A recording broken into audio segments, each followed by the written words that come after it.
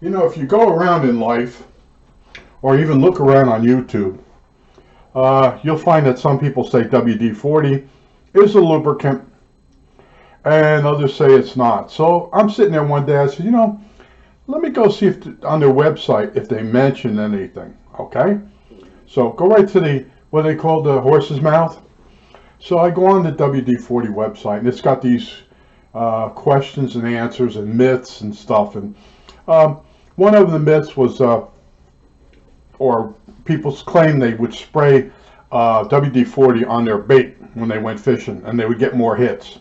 Uh, that's sort of debatable unless you had a bunch of people using the WD-40 and a bunch of people not using the WD-40. But in there they say there is no fish oil in WD-40. Now, as far as the lubricant, not lubricant, the website claims there is a lubricant in it. Now, I've seen guys when they're cutting aluminum with a circular saw, one guy's cutting the aluminum and the other guy is spraying the cut with WD-40. And I said to him, what's that all about? Is it a lubricant? And they said basically someone showed them it and they realized they get more cuts per blade if they spray the WD-40 on the blade as it's cutting. So in their mind, they didn't care if it was a lubricant or it was keeping the blade cool. Someone showed them the trick and that person was getting more cuts per blade. They started doing it. They started getting more cuts per blade. So they didn't bring up the argument whether there were lubricants. Now the website says there are lubricants. Now, why this came up in my mind is I always believed that WD stands for water displacement. You spray it on there sort of like penetrating oil, but it seems to evaporate off. In my mind, it evaporates off. Now, I used to have a real problem with my bicycle chain on my 10-speed. My leg would be all black grease. You roll your pants leg up, you put a safety pin or a clip on it, and you ride along, and if your leg bumped against the chain ring, well, anyway, against the large gear, you would get black crap on your leg. So I was reading different magazines, and they said to, wipe it down, and they were using paraffin and all that. And in my mind, I said, let me give WD-40 a try. And I took a rag and I put the chain inside the rag and I sprayed the WD-40 and I sprayed off all the dirt that had built up on the chain, and then I rubbed it down. And if the chain hit my leg, it only put a little bit of crap on my leg. And every time I bike ride, I would use WD-40 and spray the chain down. And it never crossed my mind whether it was leaving lubricants behind, because I had read that it rejuvenates the oil that's already there. And every so often I would re-lubricate the chain with that Schwinn oil, okay? And then wipe it down and spray it with WD-40. So, like I said, I went to the website. You can go to the website and they explain that there are lubricants in there. Well, what caused this to come to mind was there was this giant bug in the house, and it's like a centipede with the real stiff legs, and it was in the bathroom, and I went and got the can of WD-40 and I sprayed it, and it got on the wall in the bathroom. I'm like, oh, that's going to leave a stain. It didn't leave a stain. It dried like if there were lubricants in it the way I think of lubricants, like oils, it would have left a stain on the wall, but it didn't. So what they're calling a lubricant might be totally different. At one point I thought WD-40 went on wet and it left dry lubricants behind. Years ago, they used to sell, oh, now I'm got to think of, see, it's tough when you get old. There was this white powder stuff, and it was a white graphite. And instead of my father putting some oil in the lock on the side of the house, he went and bought this white graphite. And it had a thing on it, and you put it into the lock. And the reason is the keys that opened the house up were getting funky. They weren't always working, and he put this white graphite in there, and it worked. And that's when I was introduced to graphite as a lubricant, not regular black graphite like carbon brushes or pencils. It was white graphite. So that stuck in my mind. So I'm thinking, well, maybe WD-40 leaves that kind of lubricant behind. I don't know. All I'm telling you is go to the website. Don't take what I say for granted. Go to the website and read what I've read. Because I watched a couple videos that other people tell you it's not a lubricant, but the website says it is. So when you spray it on there to free up something, I always told you, you free it up, and then after you free it up with the WD-40 and get it working, you then come back in with your favorite lubricant. I use bicycling oil. You can use very fine penetrating oil, whatever your favorite oil is. Okay, the WD-40 helps free it up. Then come in and put a drop of your favorite oil in there. That's how I would say to solve the problem.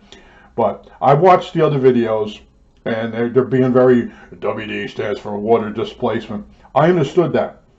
I understand basically who designed it. Go read the website. They tell you the one guy that basically invented it. Go read the website. Okay, go to the horse's mouth on it. And one of the other thing I carried with me was I worked with these guys, and they told me glass was a liquid that over 100 years, if you put a pane of glass in the window, the bottom would get thicker. And that was a big bullshit story, okay? And I went around telling it because these were glass experts that told me this. Well, there's the other group that says the guy just happened to do the windows that way. Someone noticed the glass was fatter at the bottom because they used to blow glass out as a cylinder and then cut it. And then after they cut it, of course, one of the edges is going to be thicker. And then they make up a bullshit story where the person put the thicker side to the bottom. Okay? I don't know. All I know is, and they told me that if you got glass in your body would disintegrate it or break it down.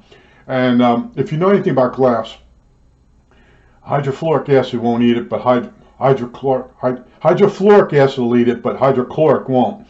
So you keep thinking, well, how do you buy hydrofluoric acid if it eats glass? Well, it comes in a plastic bottle. It's so obviously stupid. But anyway, you go through a lot in life. And like I said, the other day I'm sitting there and I'm thinking, after I killed the bug and it didn't leave a stain, I said, you know what is in that stuff, you know? And I use it, okay? What I use WD-40 for is on my, I have a pair of hedge clippers.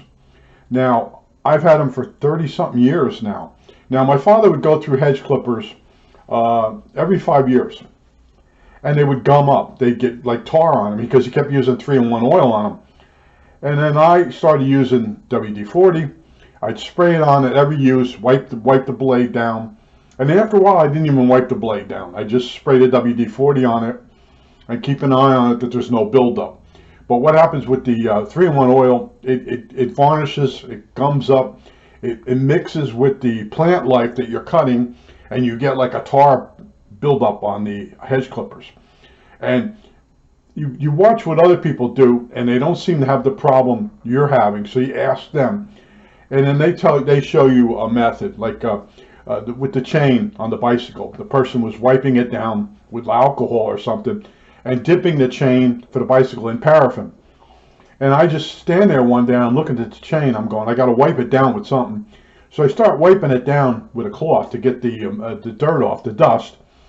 And it hit me. Put the chain in the rag and spray WD-40 into the chain onto the rod. And I started doing that, and the problem went away.